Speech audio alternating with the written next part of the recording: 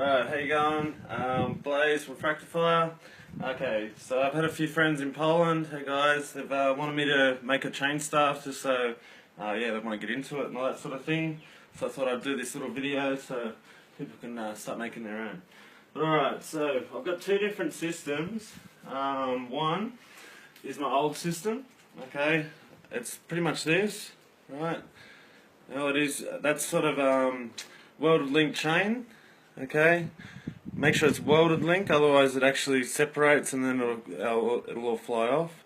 Most of you sort of know about that. You can get it from like spinning places like Three Worlds, Homer Poi, places like that.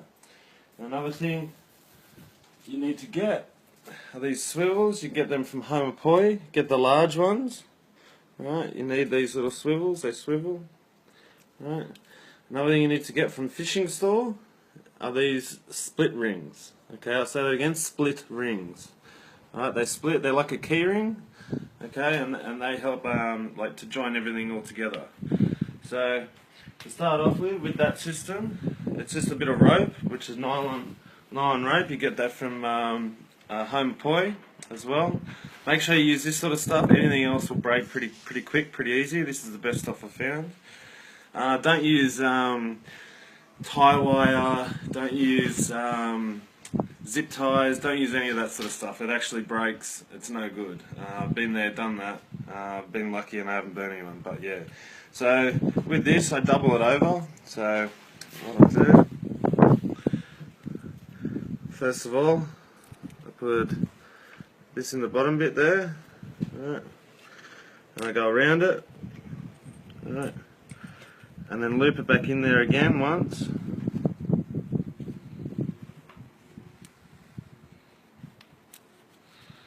So you got two bits going through. Tighten that right against it. Alright, and do this in the middle of the stuff obviously.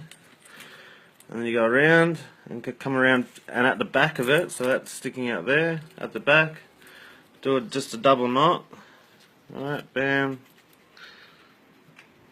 And then bam. And what I do is I actually leave it a bit long. I'll tape that, and then I'll fold that over with the tape, right? And then tape again. So then it creates this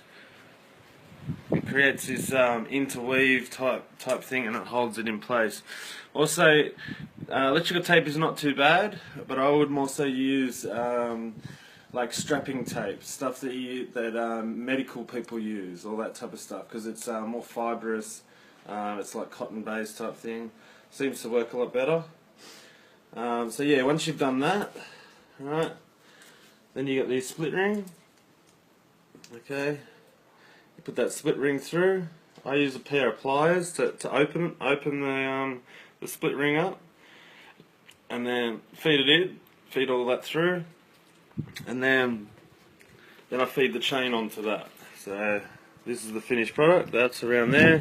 I use the tape, the knots at the back, right, and that's on there. Split ring, which then ties it to this, ties it to your chain. And then you go all that way. And what I do, I just use what do you call them? PX3 handles. I get them from Homer Poi, right? And then you just get that nylon thread, right? You feed it through your chain, and then you feed both ends through that way. Then put a knot on that side, and then just burn the end so it doesn't fray. Then I put a bit of tape there, so it's a little bit of handheld type thing. It's a lot better. Okay. Everyone I think knows how to do these. Do the wicks. If you don't, let me know, and I'll put up a tutorial on how to do the wicks. I'm going to eventually do one on ISIS knot wicks. So if you're interested in ISIS wick, that's ISIS knots, right? Yeah, very sturdy, very heavy though. Comparison to this, lasts a lot longer. Like I said, it is very heavy. But yeah, I can show you how to make that. So that's that. Another way of doing it, okay, which I've only just worked out the other day. Now what I've been doing, I've been getting U-bolts, Right, the U-bolts, what it is, should get a smaller one than this, I just couldn't find it. You just want a small diameter, right? Now you want to get,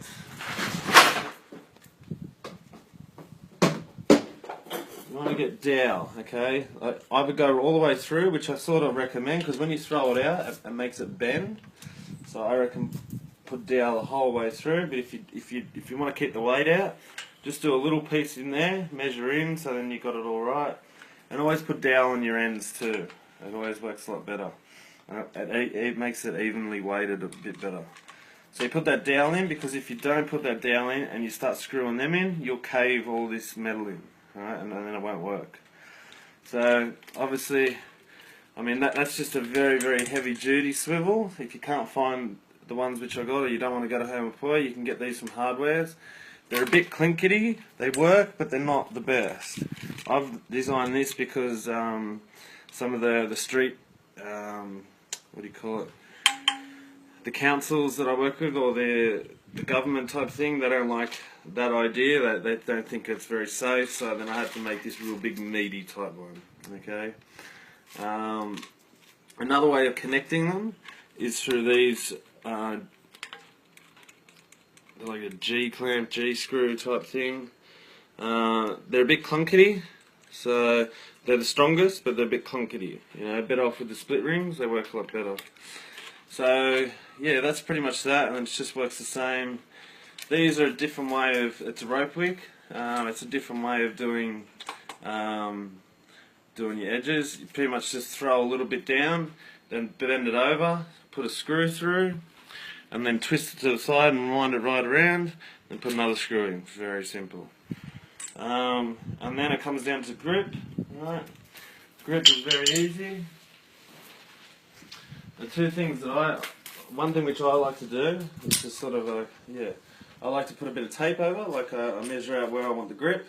I put like blue, red, whatever sort of tape, like whatever colour you want behind it, and then I get the grip.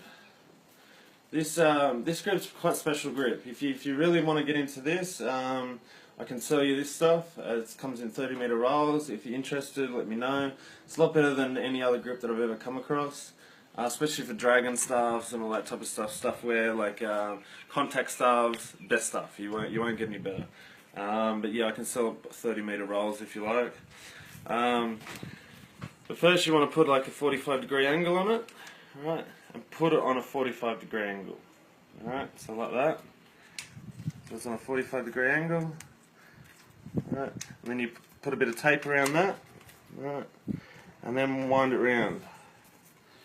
Alright.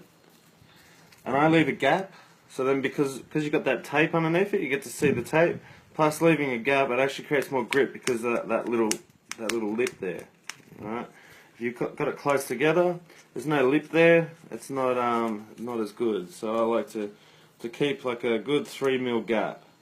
And like I said, it looks nice and pretty too, because you've got nice yellow tape or red tape behind it. And then when you go right around and get all the way over across here, go right around it.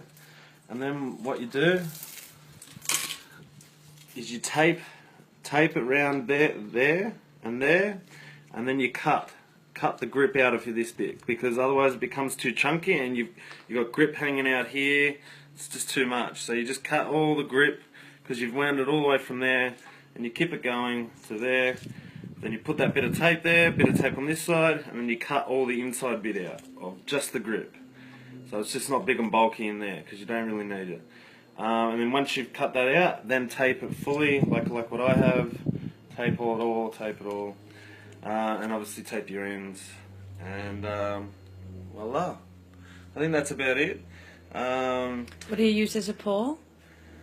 Yeah, I use 22mm aluminium pole.